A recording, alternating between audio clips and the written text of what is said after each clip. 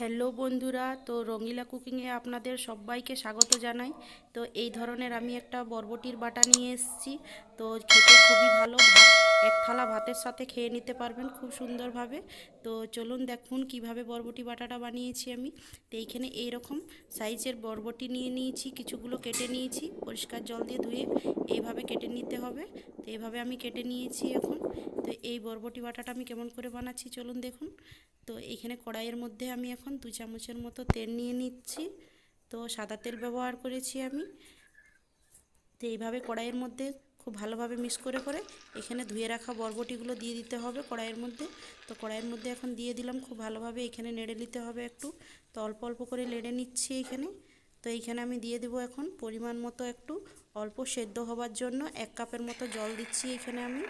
তো হালকা সেদ্ধ করতে হবে আমাকে বরবটিটা, তার জন্য আমি 1 কাপের মতন পরিমাণে দেখুন জল নিয়েছি। তো এইখানে জল নিয়ে খুব ভালোভাবে মিক্স করে নেড়ে চেড়ে একটুকু তারপরে আমি একটা প্লেট দিয়ে 2 মিনিটের মতো এখন সেদ্ধ করে নেব। তো এখানে আমি ঢাকা দিয়ে দিচ্ছি এইভাবে।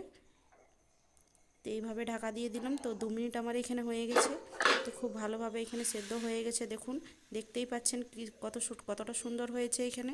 তো এখানে এখন গ্যাসের ফ্লেমটা বন্ধ করে দিলাম। তো এখানে আমি নিয়ে নিচ্ছি, খুব ভালোভাবে প্লেটের মধ্যে এখন তুলে নেব। তো এইভাবে তুলে নিতে হবে। তো এইখানে আমি ভালোভাবে তুলে নিয়েছি। তো কড়াইয়ের মধ্যে আবারও 2 চামচের মতো তেল দিয়ে দিলাম এইখানে। 2 চামচের মতো তেল দিয়ে দিয়েছি এখানে কড়াইয়ের মধ্যে।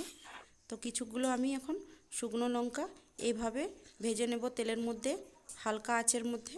তো এইভাবে নেড়ে চেড়ে ভেজে এখন তুলে রেখে নিচ্ছি। এইভাবে তুলে নিতে হবে।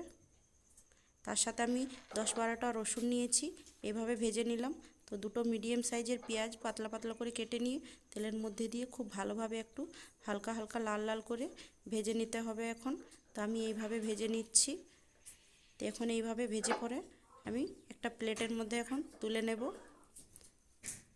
তো একটা প্লেটের মধ্যে এখন তুলে নিলাম। তো এইভাবে তুলে নিতে হবে। তো লঙ্কা রসুন আর পেঁয়াজ খুব ভালোভাবে ভেজে নিয়েছি। তো এইখানে চলে আসবো সেদ্ধ করে রাখা বরবটির দিকে। তো দেখুন বরবটিটা এইভাবে সেদ্ধ করেছি, দেখুন কতটা সুন্দর হয়েছে সেদ্ধটা। তো এইভাবে সেদ্ধ করে নিতে হবে। তো ভেজে রাখা রসুন কোয়াগুলো এর মধ্যে দিয়ে দিচ্ছি এখন।